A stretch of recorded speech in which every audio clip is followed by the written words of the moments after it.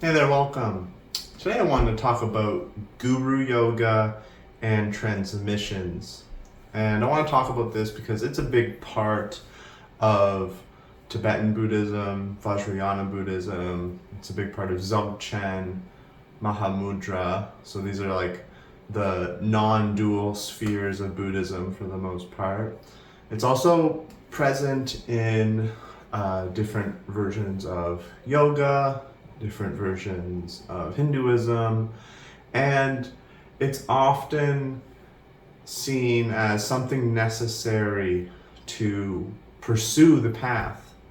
And that if we don't have it, we don't have a guru, and a real guru, not some charlatan, and we don't have a transmission, that we shouldn't study non-duality, we shouldn't study these pinnacle teachings, because we can go astray. We can go into basically selfishness, spiritual bypassing, narcissism.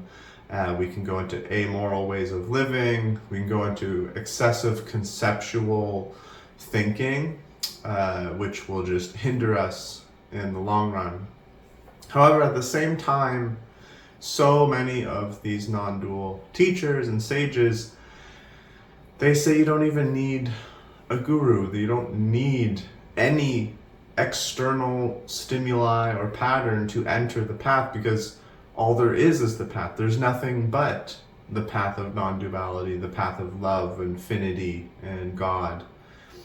And we have people like Ramana Maharishi and Nikroli Baba saying the guru isn't physical, the guru isn't just in like some human form. The guru transcends limitation. And you can hear this in certain Dzogchen practices too, especially the writings or the teachings of Garab Dorje, saying it is just this awareness. You don't need anything else. You don't need transmission or practices or rituals or mandalas or anything. And I want to kind of talk about this because I do talk a lot about Dzogchen and I read a lot about it, but it's true that I haven't had a direct transmission from a Tibetan Rinpoche or guru. And I want to talk about why I don't think we need that, for one, and I want to talk about what the transmission actually is. So we'll start with that. So from my awareness, from my experience, the transmission is whatever you've already received. Everybody's already been given a transmission or multiple transmissions or part of the transmission. And we all already have a guru, but not necessarily a person with a name and a physical body and a history and, an identity.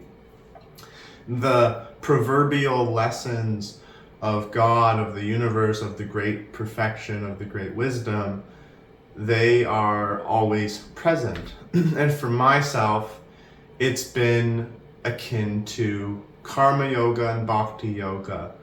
The transmissions have been mostly about love, devotion, compassion, letting go, and moral beingness, with a little spicing of jnana yoga, which is the more contemplative, non-dual, realizing that it's all one being and that all beings are included in the same exact oneness, perpetually, beginninglessly, and without bounds, without limit. And that's been the insights I've received from, the universe, from God, from my soul, or from just reality itself, whatever we want to call it. And this is going to be the case for everyone. Everyone has some insight they were given. Maybe some people are meant to really hone in on art and creativity. Maybe some people are really meant to experience reality through discipline, through, physical power and prowess, whether it's sports or, exercise or fitness. Maybe some people are meant to be a mother and father or a parent, a guardian, and their caretaking is their spiritual practice.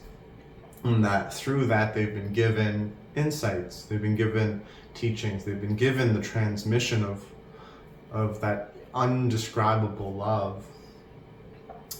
So that's what a transmission is. It's this kind of bountiful, electric feeling that's filled with kind of knowledge beyond words that most people have had a semblance of at some point, even if it's just a song that just made you feel something. That's the transmission. That is transmission. And the beauty of people that do have a human guru is that they can keep getting clear transmissions and teachings from this person because it's relatable, it's in their language, it's present viscerally in the breath and the heartbeat when we are, facing each other. So it's very fortunate if we do get a guru in terms of a human body, but it's not necessary, and the guru has always been present. The guru just is the aspect of infinity that teaches, that gives wisdom, that helps us experience truth. And the reason you don't need some specific transmission is because the teachings are already out there. Infinity, God, the great wisdom, the Buddha body, whatever we want to call it, the Dharmakaya, the Nirmanakaya, Ati Yogi, has already disseminated the non-dual teachings of pretty much every lineage, even though it's been, said that we need a direct, secret, personal transmission. But you can go online and you can listen and read about Dzogchen. You can learn about it. You can practice the sadhanas of Mahamudra. You can do all sorts of stuff without a specific guru from a renowned lineage. You don't need someone in the Advaita Vedanta lineage. You don't need someone in the Kashmiri Shaivite religion. It's already out there. That isn't from greed and evil. That is just compassion. That's the great compassion working in a different way. And so I think you don't really need this limitation, this conceptual framework of master, disciple, teacher, student, when the universe has decided something else. That this something else is fine. It is also compassion. It is also love. And I recommend people do the sadhana from where they're at. Don't copy conceptually what monks do and what Vajrayana yogis do or what Advaita Vedantins do. Listen to your present moment beingness, understanding those transmissions that have happened, even if just tiny and unfrequent, but they guarantee they've happened.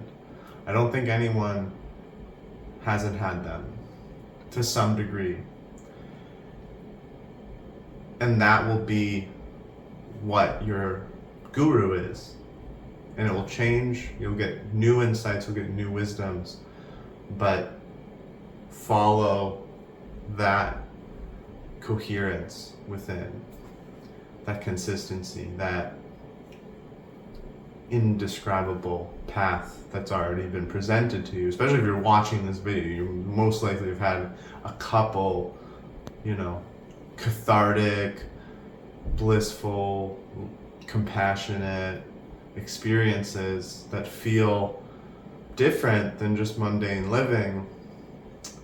And so those give signs to the transmissions you've received and the teachings you need to enact.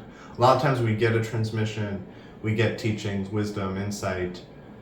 There's a maybe non-verbal communication happening between us and existence, and it can happen at any time because we are just the same thing. There is no us really. It is only existence, and that's what the guru is. But we don't enact it, we don't live it. We keep attaching to limitation and distraction and habit and fears and greeds and so on. So the guru that we're meant to follow is what has already been spoken and continues to speak. It doesn't need to look like anything else. Thank you so much for watching. Om Sani.